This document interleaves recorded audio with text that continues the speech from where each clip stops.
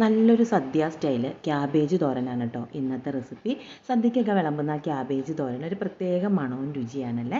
എങ്ങനെ ആ ഒരു രീതിയിൽ ക്യാബേജ് തോരൻ ഉണ്ടാക്കിയെടുക്കാമെന്ന് നോക്കാം. അതിനായിട്ട് ഈ വലുപ്പത്തിലുള്ള ഒരു ക്യാബേജ് ഇതുപോലെ അരിഞ്ഞെടുത്തിട്ടുണ്ട്. ഇനി ഇതിലേക്ക് കുറച്ച് കാര്യങ്ങൾ ചേർത്ത് നമുക്കൊന്ന് തിരുമ്മിയെടുക്കണം. അതാണ് ഈ തോരൻ്റെ ഒരു രുചി കേട്ടോ. അതിലേക്ക് ഞാൻ ആദ്യം ചേർക്കുന്നത് ഒരു വലിയ സവോള എരിഞ്ഞതാണ്. അതിലേക്ക് ഒരു 1/4 സ്പൂണിൽ കുറച്ചുകൂടെ കൂടുതലുണ്ട് മഞ്ഞൾ, 1/2 സ്പൂണോളം ഉപ്പും ചെറിയൊരു കഷ്ണം ഇഞ്ചി ഇതുപോലെ പൊടിയായിട്ട് അരിഞ്ഞ് ചേർക്കുന്നുണ്ട്. ഒരു 2 തണ്ട് കറിവേപ്പില കൂടെ ചേർക്കാം. കറിവേപ്പില ഇതുപോലെ കൈകൊണ്ട് ഒന്ന് കീറിയ ശേഷം വേണം കേട്ടോ ഇട്ട് കൊടുക്കാൻ. ഇങ്ങനെ ചെയ്യുമ്പോൾ ഒരു പ്രത്യേക മണവും രുചിയും ആ കറിവേപ്പിലയുടെ മണമൊക്കെ നമുക്ക് ആ തോരനിലേക്ക് നന്നായിട്ട് കിട്ടും.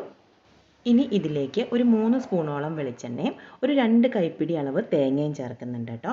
ഒരു 2 പച്ചമുളകും കൂടെ ചേർത്തിട്ട് വേണം തിരുമാൻ. കൈകൊണ്ട് തിരുമുന്നത് കൊണ്ട് പച്ചമുളക് ചേർത്ത് തിരുമുമ്പോൾ എൻ്റെ കൈ വല്ലാതെ പുകയും. അതുകൊണ്ട് ഞാൻ പച്ചമുളക് ഏറ്റവും അവസാനം ഇതുപോലെ ചേർക്കുക ചെയ്തത്. കൈകൊണ്ട് തന്നെ എല്ലാം നന്നായിട്ട് തിരുമ്മി യോജിപ്പിച്ചെടുക്കാം. ഇത് റെസ്റ്റ് ചെയ്യാനായിട്ട് വെക്കേണ്ട ആവശ്യമൊന്നുമില്ല. നമുക്ക് പെട്ടെന്ന് തന്നെ കുക്ക് ചെയ്തെടുക്കാം.